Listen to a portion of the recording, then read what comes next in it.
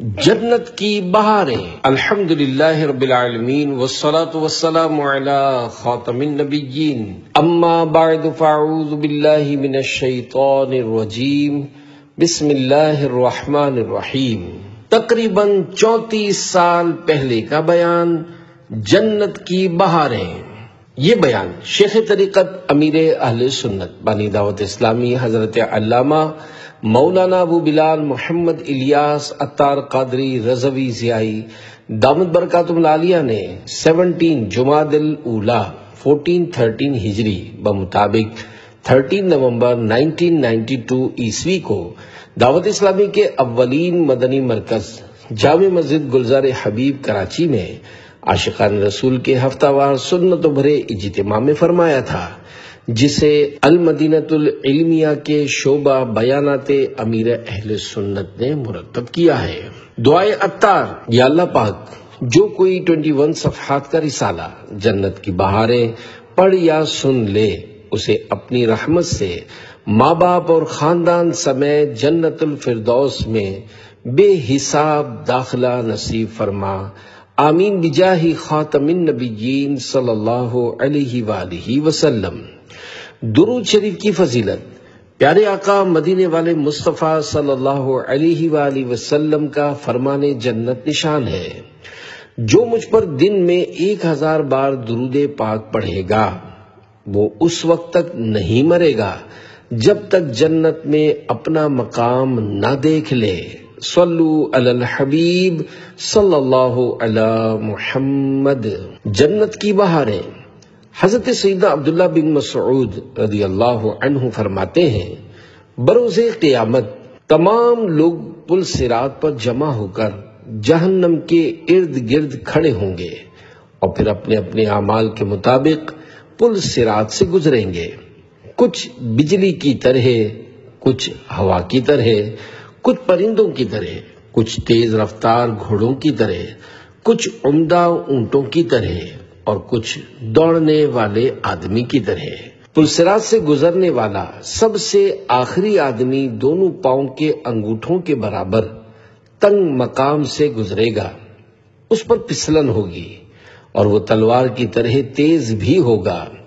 فرشتے پل صراط کے دونوں کناروں پر آگ کی کنڈیاں لیے موجود ہوں گے، جس سے وہ لوگوں کو کھینچتے ہوں گے۔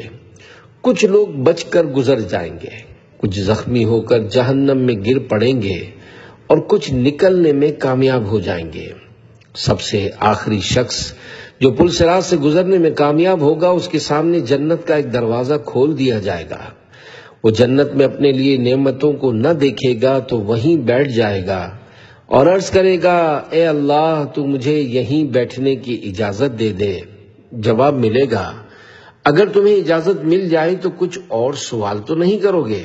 وہ عرض کرے گا، اے اللہ مجھے تیری عزت و جلال کی قسم کوئی سوال نہیں کروں گا۔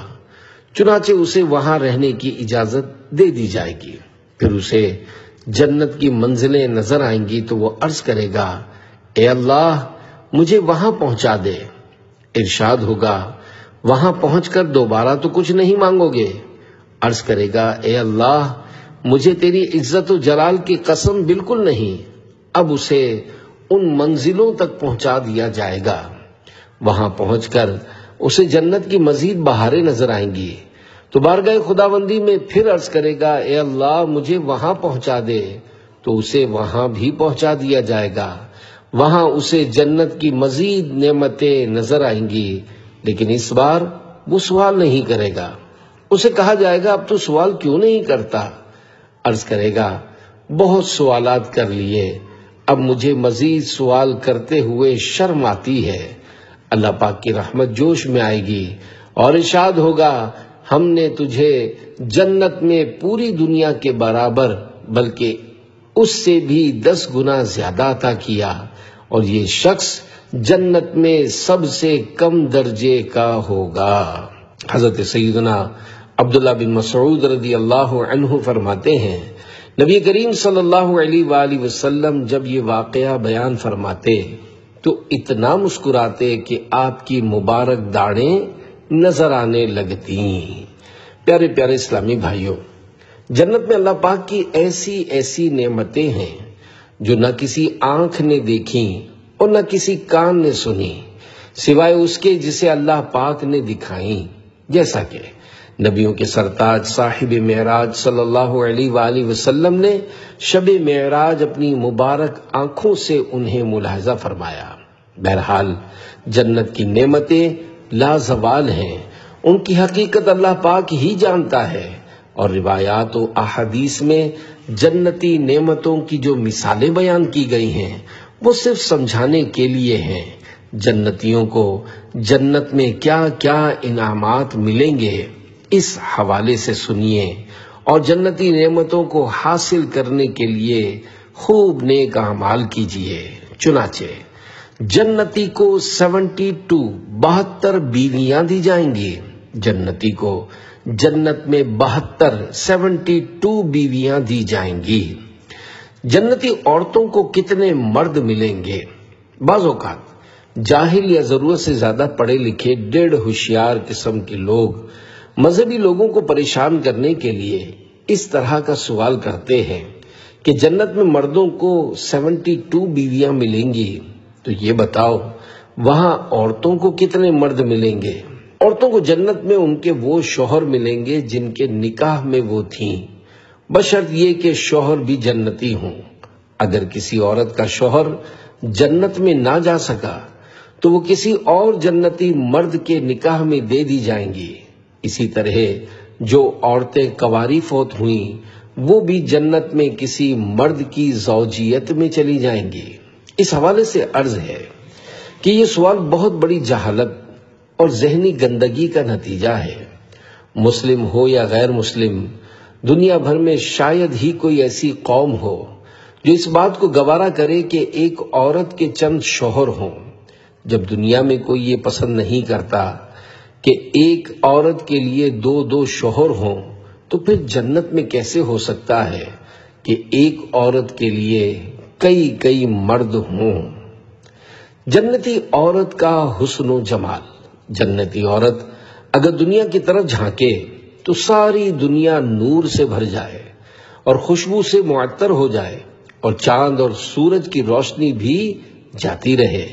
جنتی عورت کا دوپٹہ دنیا و ما فیہا، یعنی دنیا اور جو کچھ اس میں ہے اس سے بہتر ہے۔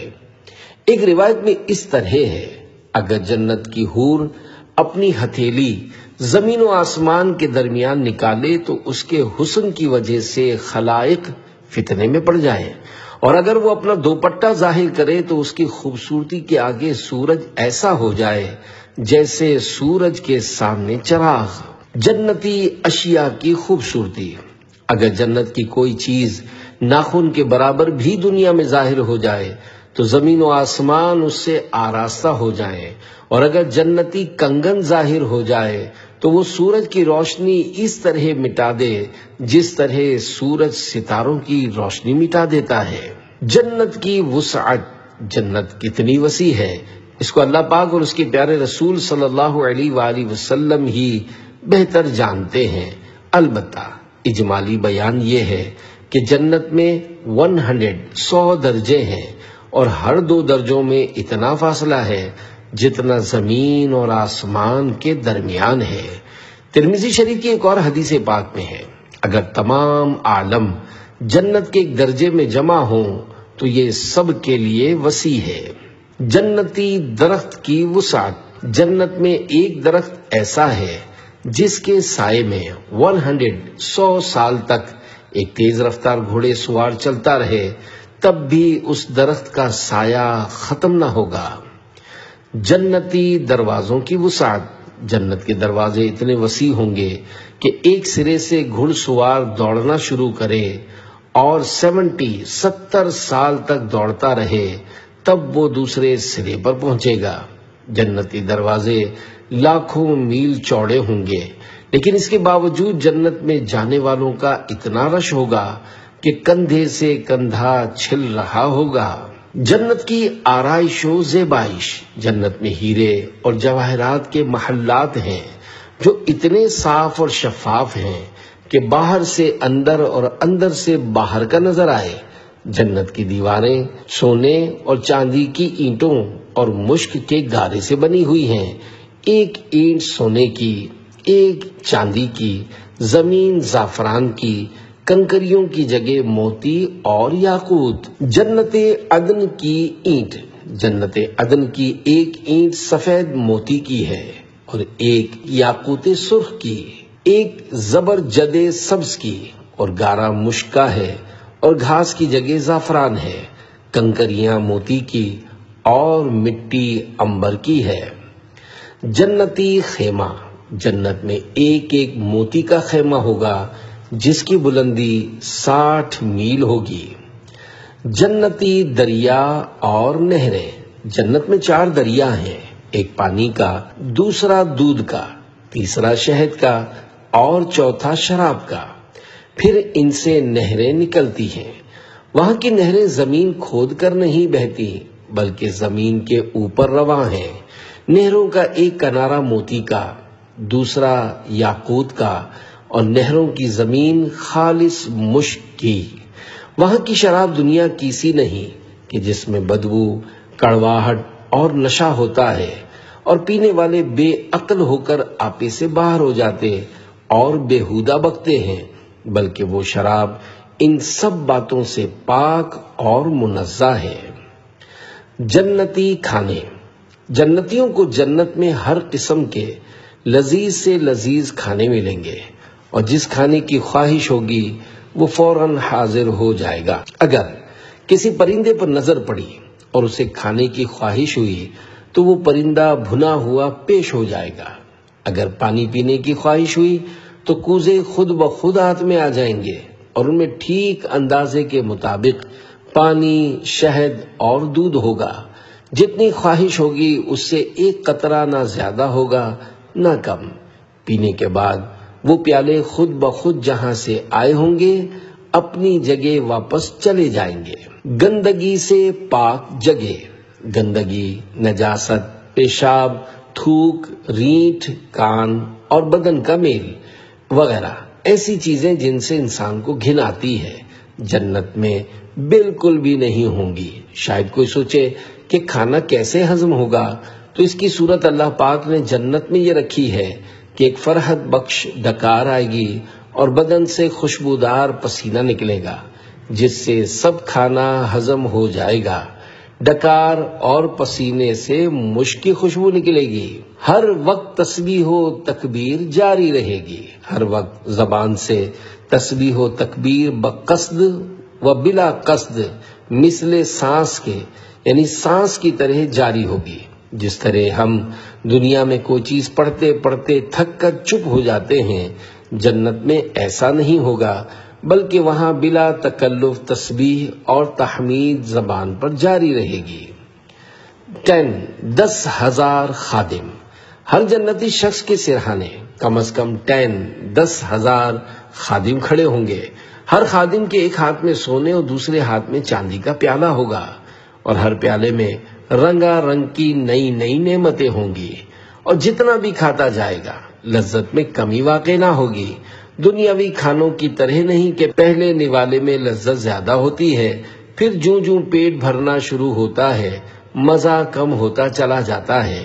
نیز اگر کوئی چیز چند روز تک کھائی جائے تو وہ اچھی بھی نہیں لگتی، بلکہ بعض چیزوں کو دیکھ کر ہی دل بھر جاتا ہے، جیسا کہ مٹھائی کی دکان کے سامنے سے اگر کوئی آدمی گزرے تو شاید اس کے منہ میں پانی آ جائے، لیکن اس دکان پر کام کرنے والوں کو مٹھائی سے اتنی رغبت نہیں ہوتی کیونکہ اسے دیکھ دیکھ کر ان کا دل بھر چکا ہوتا ہے۔ ہر نوالے میں 70 ذائقے، جنتی کھانے کے ہر نوالے میں 70 قسم کے ذائقے ہوں گے، جبکہ دنیاوی کھانوں میں اتنے ذائقے نہیں ہوتے۔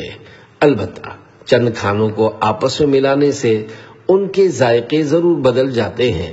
مثلا بریانی اور زردے کو ملا کر کھانے سے ایک تیسرا ذائقہ محسوس ہوگا جو نہ بریانی کا ہوگا اور نہ ہی زردے کا۔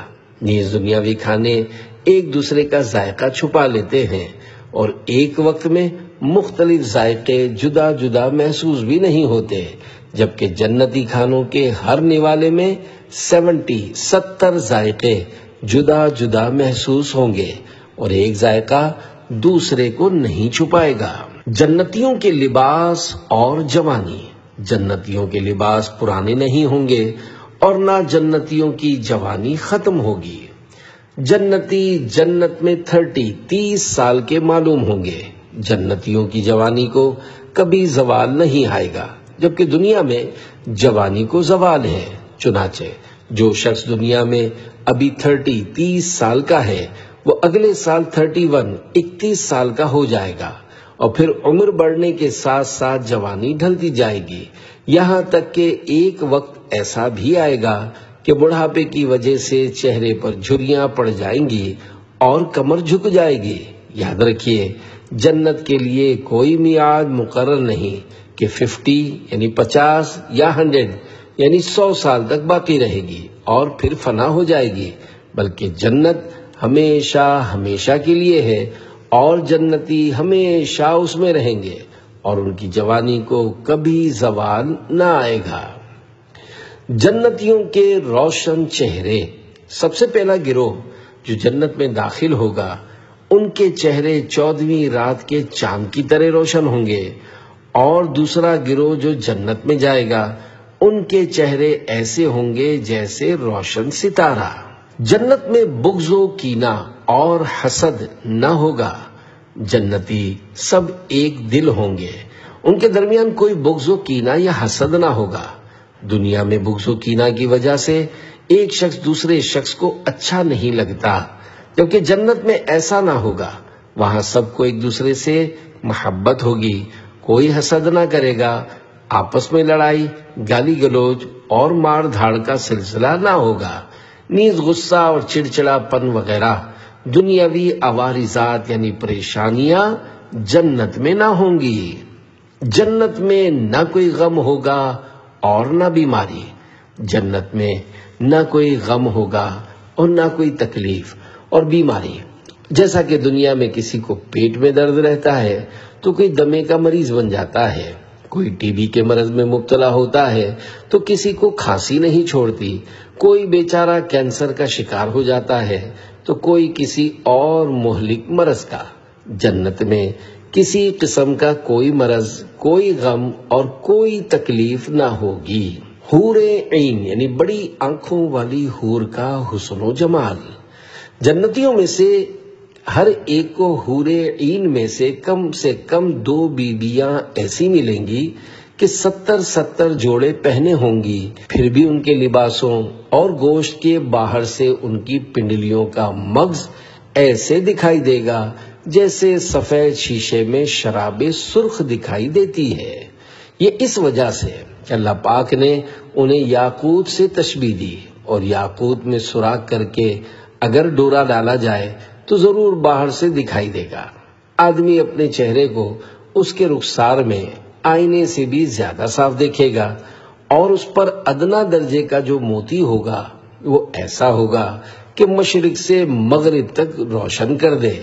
ایک روایت میں ہے، اگر مرد اس کے شانوں یعنی کندھوں کے بیچ میں پیچھے کی طرف ہاتھ رکھے گا تو اس کے آگے سے جلد، گوشت اور کپڑوں کے باہر سے نظر آئے گا۔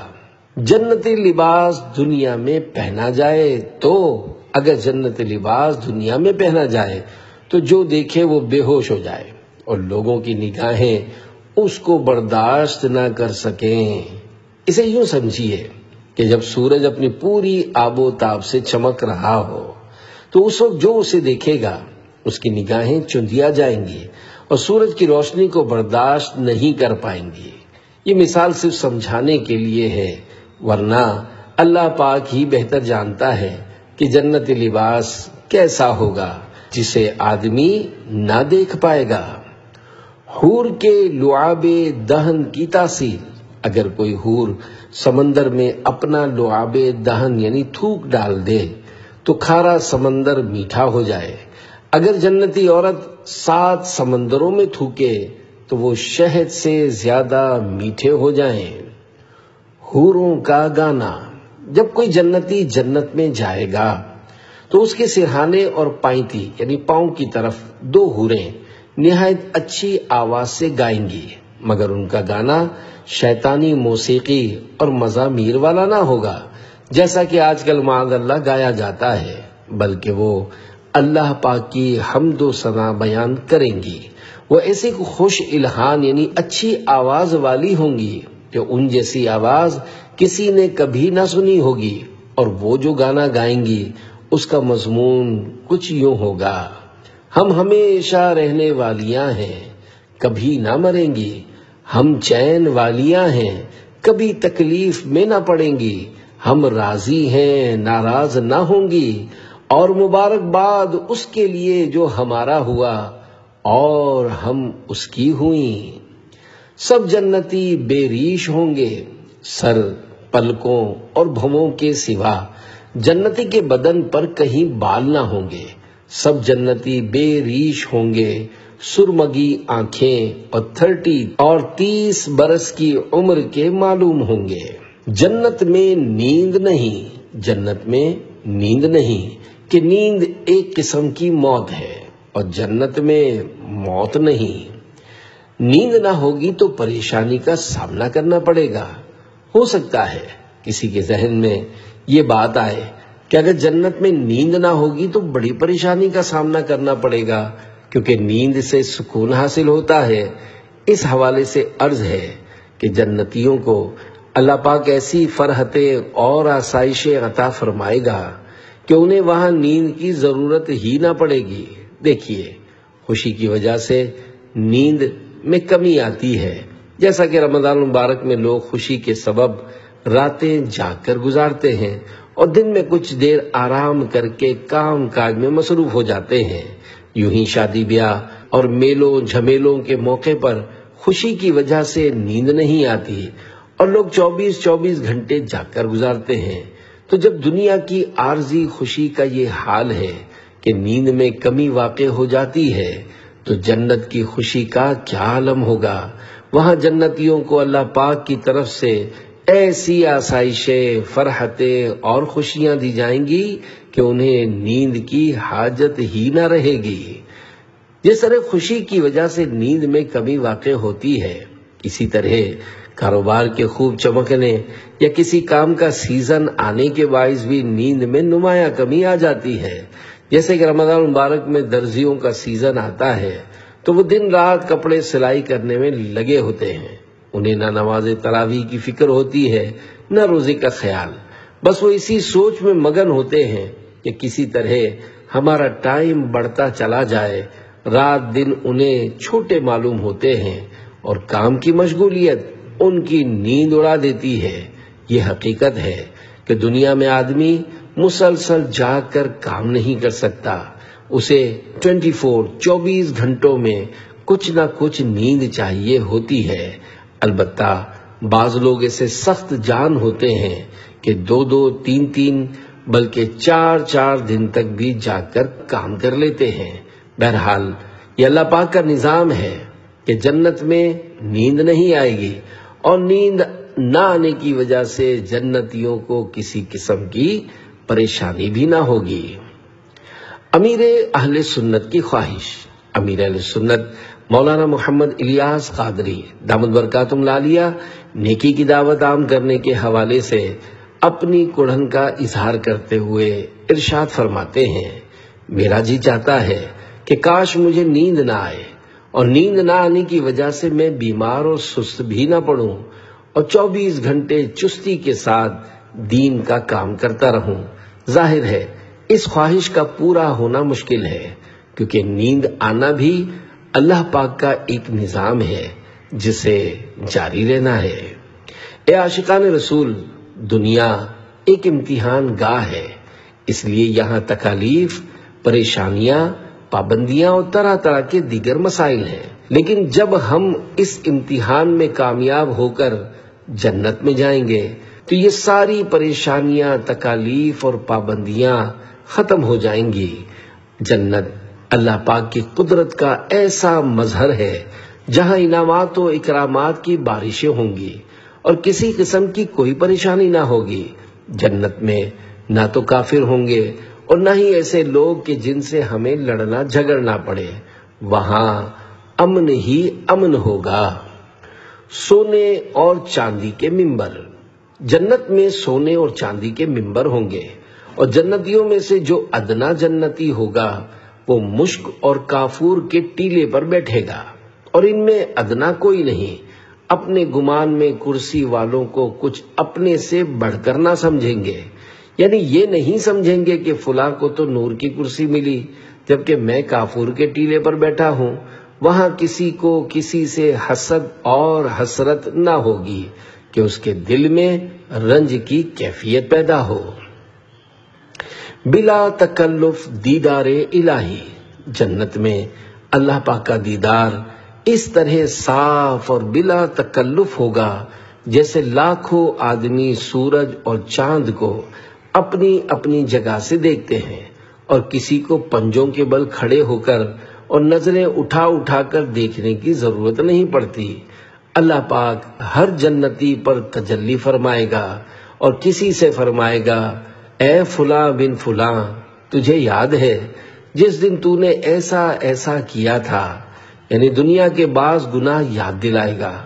بندہ عرض کرے گا، اے پروردگار، کیا تو نے مجھے بخش نہ دیا تھا؟ فرمائے گا، ہاں، میری مغفرت کی وسعت ہی کی وجہ سے تو اس مرتبے کو پہنچا۔ سب جنتی اسی حالت میں ہوں گے کہ بادل چھا جائے گا اور ان پر ایسی خوشبو برسائے گا کہ اس طرح کی خوشبو انہوں نے پہلے کبھی نہ سونگھی ہوگی۔ اب اللہ پاک فرمائے گا، اس عزت کی طرف جاؤ جو میں نے تمہارے لیے تیار کر رکھی ہے، اور جو چاہو لے لو۔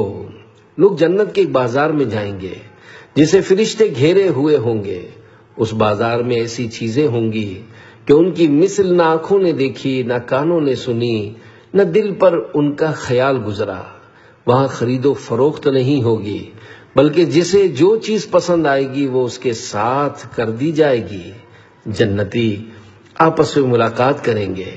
چھوٹے مرتبے والا جب بڑے مرتبے والے کو دیکھے گا تو اس کا لباس اس کو پسند آئے گا، اور پھر کچھ ہی دیر میں اسے اپنا لباس اس بڑے مرتبے والے جنتی کے لباس سے اچھا معلوم ہونے لگ جائے گا۔ اور ایسا اس لیے ہوگا کہ جنت میں کوئی غم نہیں ہے۔ پھر جنتی بازار سے واپس اپنے اپنے گھروں پر آئیں گے۔ وہاں ان کی بیویاں ان کا استقبال کریں گی اور مبارکباد دے کر کہیں گی، آپ واپس ہوئے اور آپ کا جمال اس سے بہت بڑھ گیا ہے جب آپ ہمارے پاس سے گئے تھے۔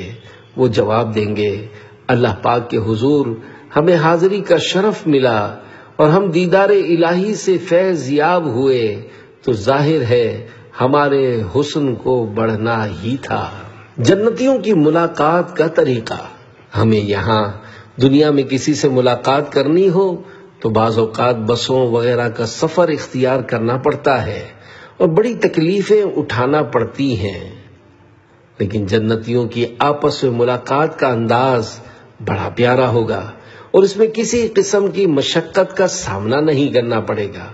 وہ اگر ملاقات کرنا چاہیں گے تو ایک کا تخت دوسرے کے پاس چلا جائے گا، اور ایک روایت میں ہے ان کے پاس نہایت اعلیٰ درجے کی سواریاں اور گھوڑے لائے جائیں گے جن پر سوار ہو کر جہاں چاہیں گے جائیں گے۔ سب سے کم درجے کا جنتی، سب سے کم درجے کا جو جنتی ہوگا اس کے باغات، بیبیاں، خدام و تخت 1000 برس کی مسافت تک ہوں گے، اور ان میں اللہ پاک کے نزدیک سب سے معزز وہ ہوگا جو اس کے دیدار سے روزانہ صبح و شام مشرف ہوگا۔ دیدار الہی سے بڑھ کر کوئی نعمت نہ ہوگی۔ جب جنتی جنت میں داخل ہو جائیں گے تو اللہ پاک ان سے فرمائے گا، کچھ اور چاہتے ہو جو میں تم کو دوں؟ وہ عرض کریں گے، اے اللہ، تو نے ہمارے منہ روشن کیے، ہمیں جنت میں داخل کیا اور جہنم سے نجات دی۔ اس وقت مخلوق سے پردہ ہٹ جائے گا اور دیدار الہی سے بڑھ کر ان کے لیے کوئی نعمت نہ ہوگی۔ حوض کوثر، پیارے پیارے اسلامی بھائیوں، ان نعمتوں کے علاوہ بھی جنت میں بے شمار نعمتیں ہیں. وہاں کوثر یعنی نہر بھی ہے، بلکہ ہمارے پیارے آقا صلی اللہ علیہ وآلہ وسلم کے 2 حوض ہوں گے، ایک پل صراط سے پہلے اور دوسرا پل صراط کے بعد. ان دونوں کا نام کوثر ہے. قیامت کے روز اللہ پاک کے محبوب صلی اللہ علیہ وآلہ وسلم اپنے پیاسے غلاموں کو بھر بھر کر جام عطا فرمائیں گے. جو ایک بار حوض کوثر سے پی لے گا وہ کبھی پیاسا نہ ہوگا. ویسے تو ہر نبی کے لیے ایک حوض ہوگا جس سے ان کی امت سیراب ہوگی اور وہ اپنی امت کی کثرت پر فخر کریں گے، لیکن سب سے زیادہ تعداد نبی کریم صلی اللہ علیہ وآلہ وسلم کے امتیوں کی ہوگی. چنانچہ حدیث پاک میں ہے ہر نبی کے لیے ایک حوض ہے، اور وہ آپس میں فخر کرتے ہیں کہ کس کے حوض پر زیادہ لوگ آتے ہیں. مجھے امید ہے کہ میرے حوض پر آنے والوں کی تعداد زیادہ ہے. ایک سوال اور اس کا جواب.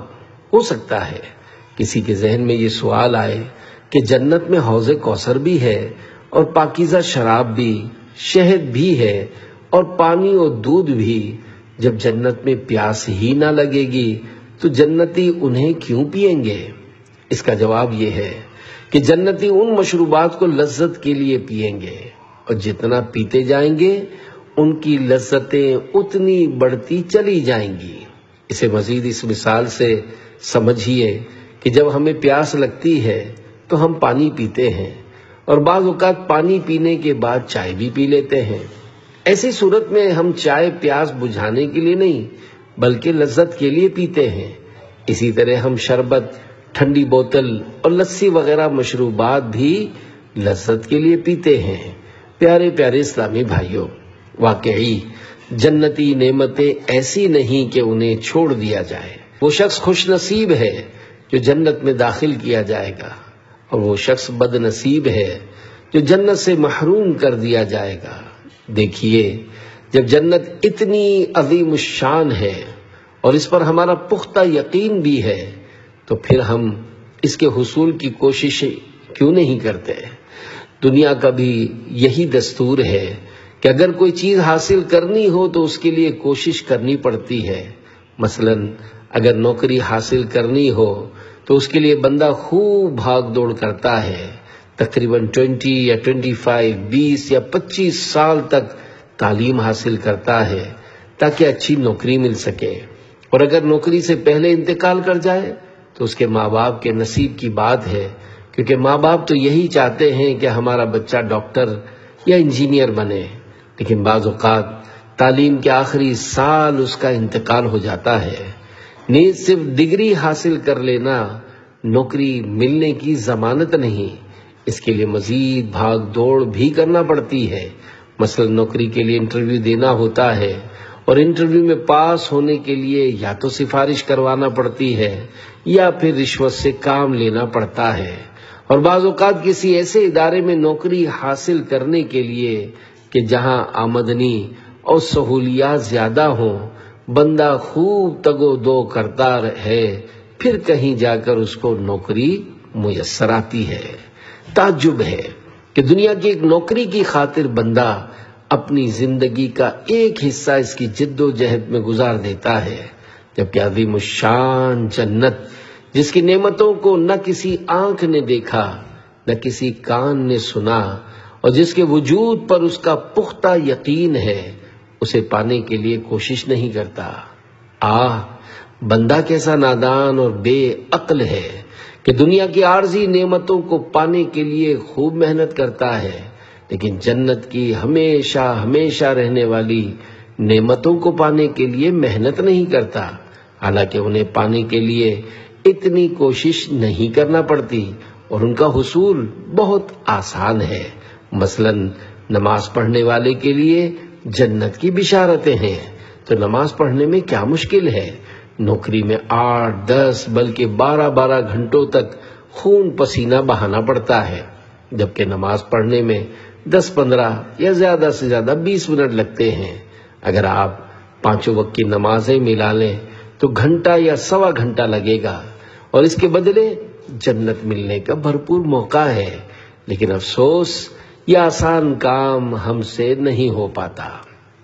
اس کے برعکس دنیا حاصل کرنے کے لیے بہت زیادہ محنت کرنا پڑتی ہے، اور اس راہ میں پریشانیاں، آفتیں، مصیبتیں اور طرح طرح کی آزمائشیں بھی آتی ہیں۔ اس کے باوجود دنیا کے حصول کے لیے ہر قسم کی محنت اور قربانی ہمیں گوارا ہے، جبکہ جنت جو کہ نعمتوں کا گھر ہے، اسے حاصل کرنے کے لیے معمولی سی تکلیف بھی ہمیں گوارا نہیں ہوتی۔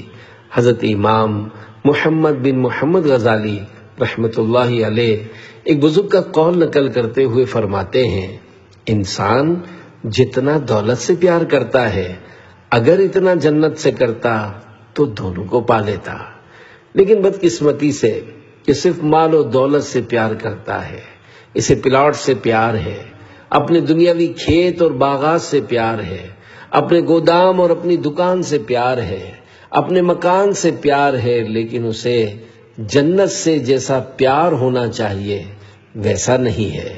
انسان جنتی نعمتوں کے بارے میں سن کر سبحان اللہ بھی کہے گا، صلی علی محمد بھی کہے گا، خوش ہو کر جھومے گا بھی، لیکن عملی طور پر جنت حاصل کرنے کے لیے تیار نہیں ہوگا۔ غور کیجئے، جب ہم پلاٹ کی تمنا کرتے ہیں اور پھر اسے حاصل کرنے کے لیے عملی طور پر پوری کوشش کرتے ہیں تو وہ ہمیں مل جاتا ہے۔ اسی طرح نوکری حاصل کرنے کے لیے اچھی کوشش کرتے ہیں تو وہ بھی مل جاتی ہے، لیکن جنت پانے کے لیے ہمارا جذبہ گویا اس طرح کا ہوتا ہے کہ جنت مل جائے تو اچھا ہے، یا جنت ملنی چاہیے، یا ہم رسمی طور پر جنت ملنے کی دعا مانگتے ہیں، عملی اقدامات نہیں کرتے ہیں۔ سنتوں کو زندہ کیجیے۔ پیارے پیارے اسلامی بھائیوں، جو شخص سنتوں پر عمل کر کے انہیں زندہ کرے اور پیارے آقا صلی اللہ علیہ وآلہ وسلم سے حقیقی معنوں میں محبت کرے تو انشاءاللہ وہ جنت میں سرکار صلی اللہ علیہ وآلہ وسلم کے ساتھ ہوگا۔ لہذا خوب سنتوں پر عمل کیجیے اور چہرے پر پیارے آقا صلی اللہ علیہ وآلہ وسلم کی پیاری پیاری سنت داڑھی شریف بھی سجا لیجیے کہ اس کی بڑی فضیلت ہے۔ چنانچہ مفتی احمد یار خان نعیمی رحمت اللہ علیہ فرماتے ہیں، جو اس دور میں داڑھی رکھے گا اسے 100 شہیدوں کا ثواب ملے گا۔ الحمدللہ آج معاشرے میں جو داڑھی کی بہاریں نظر آ رہی ہے، اس میں عاشقان رسول کی دینی تنظیم دعوت اسلامی کا بہت بڑا کردار ہے، ورنہ پہلے اتنے داڑھی والے افراد کہاں نظر آتے تھے۔ یہ پیاری پیاری سنت دن بدن مٹتی چلی جا رہی تھی۔ آج کل معاشرے میں اپنے کردار کی وجہ سے جہاں سنت کے مطابق ایک داڑھی رکھنا ایک مشکل کام ہے، وہاں امامہ شریف سجانا بھی ایک بہت دشوار کام ہے۔ اگر امامہ شریف سجانے کی ترغیب دلائی جائے تو بہت سے لوگ یہ کہتے سنائی دیتے ہیں کہ ہم جس ادارے میں کام کرتے ہیں وہاں امامہ شریف سجانے پر ہمارا مذاق اڑایا جائے گا، اس لیے ہم امامہ شریف نہیں سجا سکتے۔ ایسا کہنے والے عام طور پر کردار کے حوالے سے کمزور ہوتے ہیں۔ مثلا چھوٹی چھوٹی باتوں پر زبان درازی کرنا، خواہ خواہ الجھنا اور بحثیں کرنا ان کی عادت ہوتی ہے۔ اگر ایسے افراد سنجیدہ ہو جائیں تو کوئی ان کے امامے کا مذاق نہیں اڑائے گا۔ یہ حقیقت اور تجربے کی بات ہے کہ جو سنجیدہ اور نیک کردار ہوتا ہے اسے داڑھی شریف رکھنے یا امامہ شریف سجانے پر کوئی نہیں چھیڑتا۔ بالفرض اگر امامہ شریف سجانے کی وجہ سے کوئی مذاق اڑائے تو بندہ چپ چاپ وہاں سے چلا جائے۔